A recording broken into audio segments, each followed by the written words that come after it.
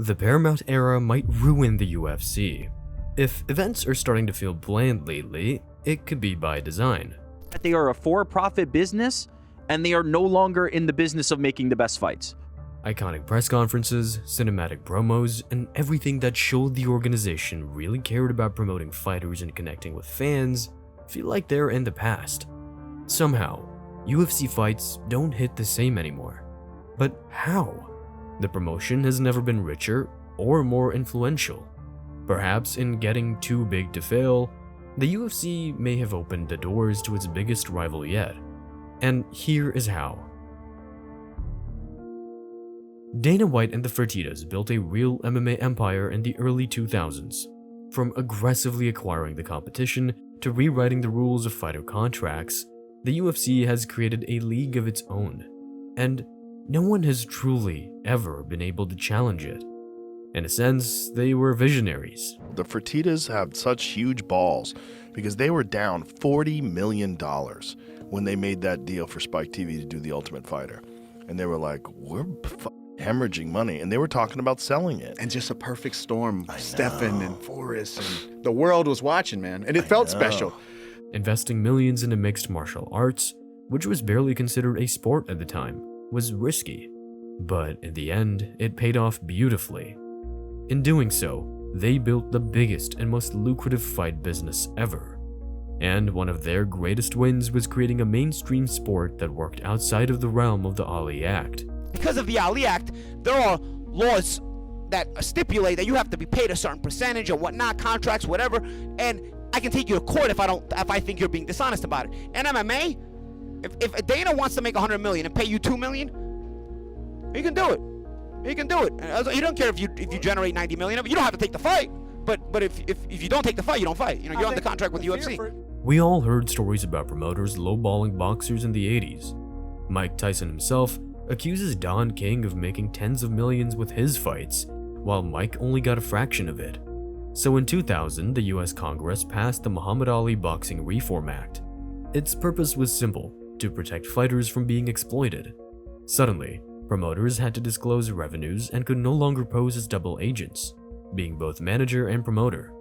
Sure, the bill also paved the way for some issues, but that's a story for another time. The truth is, with MMA exempt from the Ali Act, the UFC kept complete control of everything. You weren't smart enough to do what we did to buy a company like this and basically change the fight industry forever. And now you're crying antitrust? You guys sound like a bunch of crybabies. Over time, the UFC became a great investment. Endeavor purchased 51% of the UFC for $4 billion in 2016. A few years later, the company threw in another $1.7 billion to get complete ownership. Then the MMA promotion merged with the WWE, creating TKO Group Holdings, valued at over $21 billion. Fast forwarding to the present time, Paramount closed an insane $7.7 billion deal for UFC streaming rights alone. The thing is, the entire business model that allows the MMA organization to be valued this high is built on an unfair model. While boxers, football, and basketball players get a much fairer share of the revenue, over 50%, UFC fighters net in close to 20% only. These claims are no longer hearsay. Also, they have some legal backing. In 2021, a group of former UFC fighters sued the promotion for illegally suppressing their pay by locking them into restrictive contracts. We have a very, very big roster, the biggest roster we've ever had in the history of the company. I have to pay all these kids. How I pay them is not their problem. It's my problem. The case was settled with a $385 million payout. Today, the UFC has complete control over fighters' revenue. But the tides could be shifting. As new players are starting to enter the fight promotion game, the fighter pay issue is gaining even more traction. This discrepancy could create a real vacuum of power, especially as the man in charge of the UFC appears to be not all there. But we are, so if you'd like to see more videos like this one, hit that subscribe button. Ever wonder how Dana White went from this guy? All right, let's get this show started.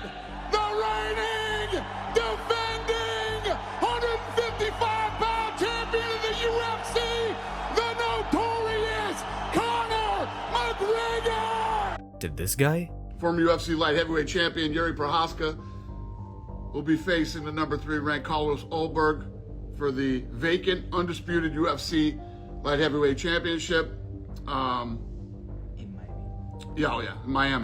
Miami. Bear with me. He kind of just doesn't care anymore. Throughout the years, Dana has been called many things. A greedy promoter, a ruthless businessman, a tomato, and most importantly, the most influential figure in MMA's history.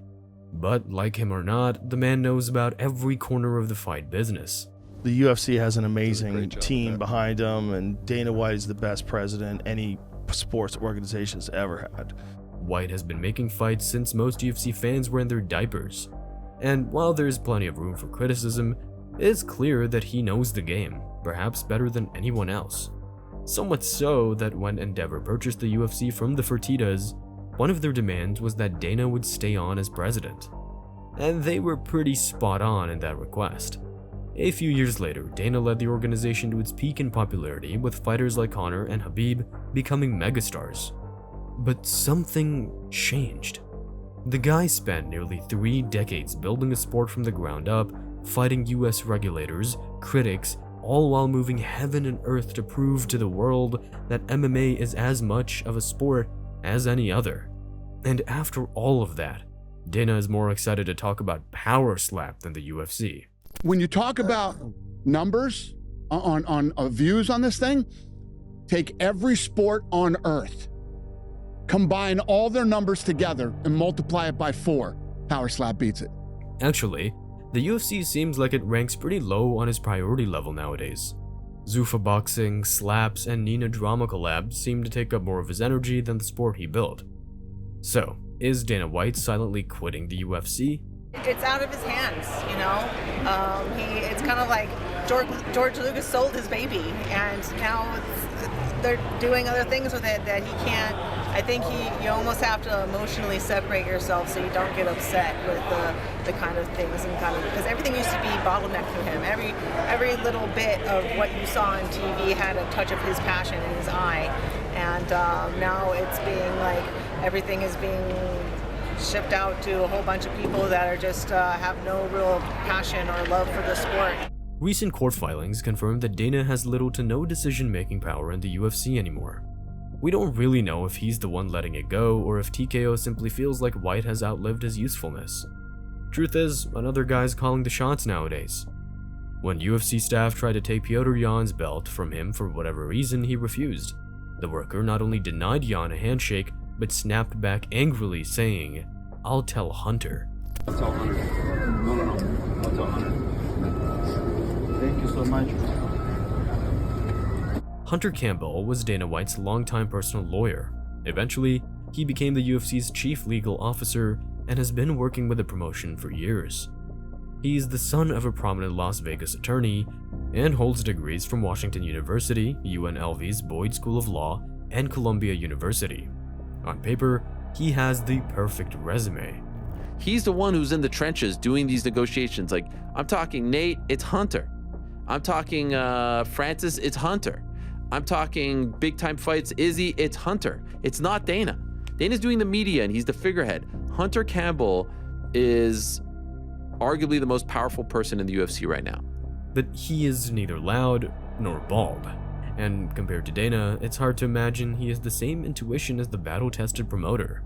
Even worse, Dana White has a strong enough name to fight back some of the shareholders' demands. And this could very well be when the UFC started to lose its edge. Only 3 months in, we can already say UFC on Paramount was a success. Watching streams is now cheaper than the pay-per-view model, and it reflects on the platform. UFC 324 broke the record for most live viewers on Paramount Plus, with all events averaging around 5 million viewers. Meanwhile, on the consumer side, there are plenty of complaints. A lot of people were upset about the fact that there were too many commercials, that there were too many ads during the walkouts. You didn't see all the walkouts in between rounds. I agree. I miss that stuff. I love that stuff. I love the walkouts, obviously. I love the chatter in between rounds. Let's send it over to this corner. Let's send it over to that corner. Even the replays. We didn't get a lot of that until the very end of the card. To be clear, too many commercials seemed inevitable with a subscription price of only $9. But another issue seems far more glaring. Cards are far more top-heavy in 2026, with usually 1 or 2 noteworthy fights per event. And athletic merit was never the UFC's biggest priority when putting main events together. But now, this issue seems like it was turned up to 11. Paddy Pimblett got fast-tracked to an interim title shot, and Volkanovski vs. Lopez 2 just kinda happened, despite having no reason or demand for it. For comparison, by April 2026, fans will have witnessed only 3 title bouts, and if you don't count interim and BMF belts, Volk was the only actual champion to compete in this year so far. By that point in 2025, the UFC had hosted 6 title fights. So what gives? The thing that I want people to understand is you've got private equity who are making decisions about how to arrange their product, where what the fan wants and what they actually need, these are not primary questions. We all thought this was happening because of the White House card, but even that card turned out to be not as star-packed as we were convinced it would be. Instead of putting the best fights together and building fun events from top to bottom, it feels like they're trying to make the most out of 1 or 2 popular fighters per event, allowing them to water down and have several cards with some fan appeal throughout the year. For a streaming platform, it makes perfect sense. Doing so allows Paramount to reduce churn and maintain regular engagement. They paid big money to have the UFC. After all, it's only logical. Paramount is the customer. They have purchased for an extreme amount of money the broadcast rights for the UFC. And in every other facet of business across the globe, in any industry, when you are the one paying money to somebody else, you get to dictate certain things. You get to have demands. The promotion already got its bag locked. At the end of the day, their only real incentive is to sell tickets and continue being irrelevant to get another major deal 7 years from now. So if Paramount has to use its influence to create a worse overall product so they can get a return on investment after spending nearly $8 billion, that will most likely happen. But here's the deal. The switch to the streaming platform could disrupt the delicate balance the UFC built of lowballing fighters to squeeze extra revenue. And the wheels are already in motion.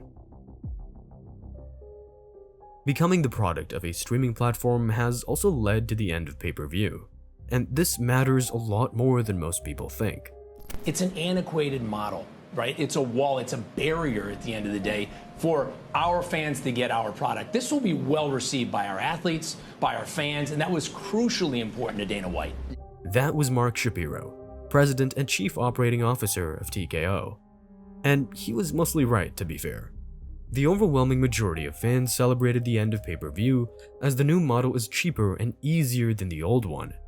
However, there is a select group that has benefited greatly from pay-per-views. You know, I hear Daniel Cormier saying that everybody's going to get paid more on this card. I'm not getting $1 more than I would have if this deal did not happen. Beforehand, fighters who were real needle movers would get pay-per-view points linked to the amount of on-demand sales for the card. In many cases, this undisclosed bonus made up most of their income. I had got a new contract, Right. and it might have been 300,000, and then we sold a few 100,000 pay-per-views, and they called me and said, hey, we're gonna give you X amount of dollars to get you back to $1 million. When asked about a plan to substitute pay-per-view points, the organization talked about the huge boost in exposure with the Paramount platform. Dana White has mentioned a potential fix based on streaming numbers, but that was 4 months ago, and nothing has been made official yet. There is a model that we have figured out that can figure out how to pay guys based on pay-per-view still. Without that bonus, and with no clear alternative, the incentive for real stars to return drops sharply. Conor McGregor was involved in the second biggest combat sports pay-per-view in history in his fight against Mayweather. More than that, he also took part in the top 6 most sold events in the UFC. Point is, Conor sells tons of pay-per-view, and without percentage points, his income would go down dramatically. And he said so himself. During a Roblox event? My contract essentially is void right now because there's no more pay-per-view. Whereas my contract was based on pay-per-view sales. I'm the highest generating pay-per-view fighter of all time. And it's not like the UFC's ready to open up the bag to pay fighters a purse. John Jones flat out asked to be released from his contract after the promotion refused to pay him his desired $30 million purse to fight at the White House card. Sure, it's Jones and many people feel like he doesn't deserve another chance after the heavyweight belt debacle. But the fact of the matter is, the UFC effectively doubled its yearly revenue, going from $550 million per year with ESPN to the current $1.1 billion with Paramount. So where's the extra cash going? We're thrilled to partner with Paramount and ESPN to expand our fan bases and drive growth for our premium IP. While delivering these transformational deals, we launched a capital return program, first initiating and then doubling our quarterly cash dividend. We have also nearly completed $1 billion of share repurchases, and today announced our intent to repurchase up to $1 billion of additional shares. Ari Emanuel, TKO Group CEO, boasted in recent earnings call about the Paramount deal and even doubling a massive share buyback. Business is business, sure, but it does feel somewhat bitter, especially considering athletes still don't have a plan in place to replace pay-per-views. The discrepancy is low-key appalling. And here's the thing, while the UFC may seem untouchable right now, soon enough the organization could be fueling the rise of its biggest challenger yet.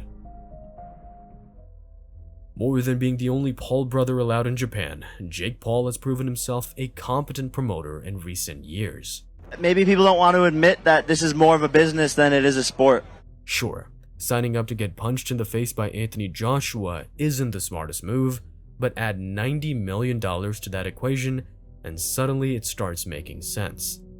It turns out, Paul is a much better businessman than he is boxer, and the upcoming MMA on Netflix event is proof of that.